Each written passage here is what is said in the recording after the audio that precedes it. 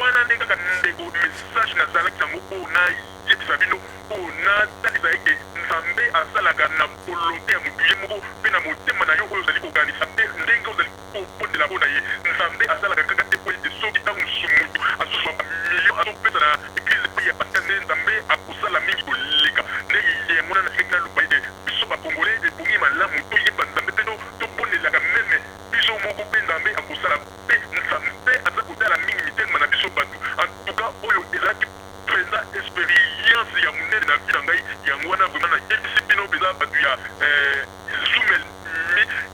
likambo oyo antuka ifo bosala to bopanda mpenza sango oyo bopanda sango po eza miracle monene namoni na vi na ngai to nzambe asalaka mpenza na motu nyonso to kaka na volonté na yo ndenge ozali kondima mpe na ndenge ozali kotambola na kobanga nzambe donc elingi koloba teke ndenge bapaster mosusu alobaka pesa $100 mpona bondela mpona yo pesa $100 mpona bondela yo pesa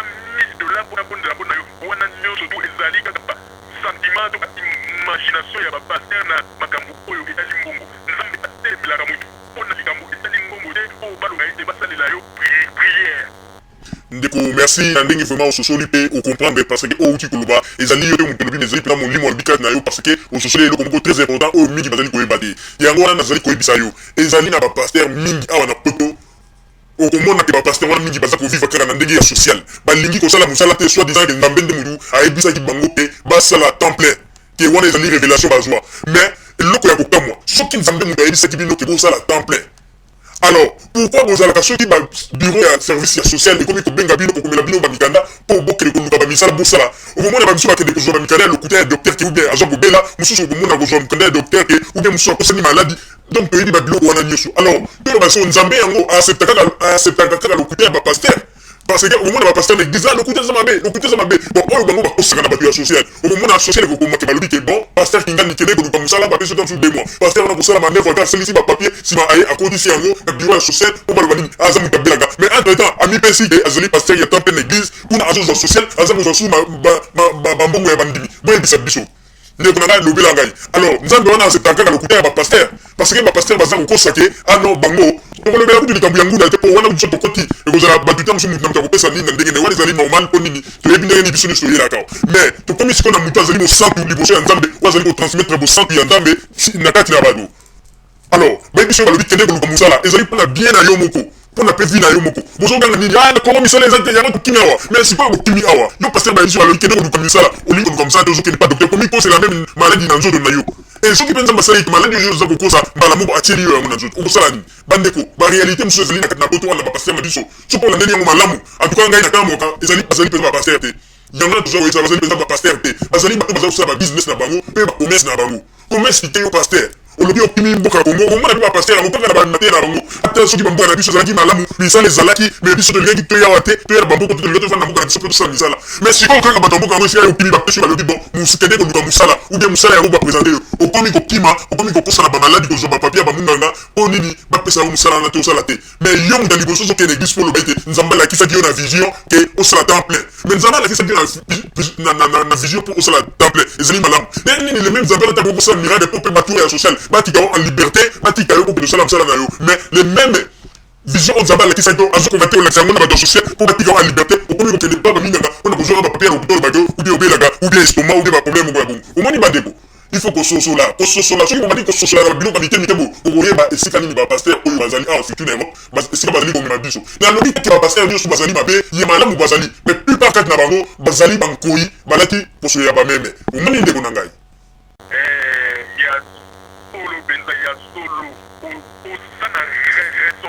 oza na raison ya solo mpenza yango mwana nga nalingaki bino kozwa message oyo opanzango mpenza bato nyonso tu baza na ignorance bameka koyeba ke ezali te soki paster alobi na yo ke pesa $100 pesa $200 mpona bondela mpona yo wana nde okomona lipiki nde okomona na solution na makambo na yo nga nazwi solution napesi pa meme $1 mais nzambe asali miracle na likambo oyo ngai abandaki koluka oyo nzambe oyo paster asengelaki ngai yango $200 omoni ndenge bamakambo ndeko kobanga te message na yo ndenge opesi biso tokotransmettre yango bato nyonso bakoyoka. Alors toyebisi yo ezali esengo mingi ndenge nzambe apesi yo sagesse mpe ososoli na oyo nyonso outi koyebisa biso nde toyebisi yo ete ezala mayele liloba ya nzambe apesi moto nyonso ya mayele ya kososola na nzela ya liloba na ye epuis liloba ya nzambe batekisaka yango na bongo te po ete oloba na motu kende asambela boye mpo na yo oloba ete motu wana apesa $100 ou bien $200. Liloba ya nzambe bapesaka yango ofele soki mondimi apesi yo eloko na volonté na ye wana ezali malamu mpona biso bapaster na biso mais soki ekomi ete bokomi kokomisa yango comme devoir il faut mondimi apesa mbongo po ete na ndenge bokosambela mpo na ye ezali malamu mingi te ndeko nayebisi yo te salaki bamingi parce que ndenge ozali komona na mokili oyo bato mingi basila kozwa basila kobeba to banzela na bango esila kokomona bamikakatano mpona mingi bapaster mais balingaka kondima eloko wana te bapaster mingi balingaka kowanga na responsabilité wana parce que ntango bango bazali koaccepte bamakambo nzambe azali koyebisa bango oyo bazali koloba ete ezali kouta na nzambe te ezalaki kouta na makanisi na bango bato oyo mpe bazali koaccepte yango mingi lelo batikala bamalheureux mais lelo bato mingi bayeba comprendre yango ezali te yango wana tokoyebisa yo boye ndeko komitungisa te topesaka programme moko boye fo tosala débat na paster moko boye nkombo na ye paster aponga akomelaka biso mpe mingi na site na biso atindelaka biso bamessage ya nzambe mingi mais tokosala tomeka meme kobenga ye po ete tosolola na ye un jour tomeka koorganize interview na ye comme ça tokoprofite mpe na bamituna misusu na makambo oyo olobi tokotuna mpe na ye wana tokozwa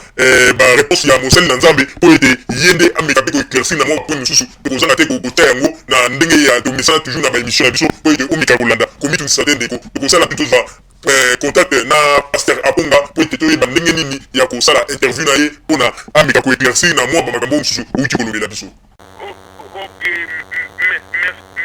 Merci beaucoup, merci vraiment mon frère, merci vraiment na kosenga na bino pour passer des messages oyo mpona bato bayeba ke kokondela nzambe na kati na yo mpe na kati na motema mpenza na kati na solo nzambe akoki kosala bamakambo minene sans même kopesa elikuta epai ya paster ndeko kobanga te message na yo ekoleka kobanga te tokolekisa yango kaka na intégralité ndenge yo moko uti kopesa nde toki kosolola na yo. Merci, au revoir.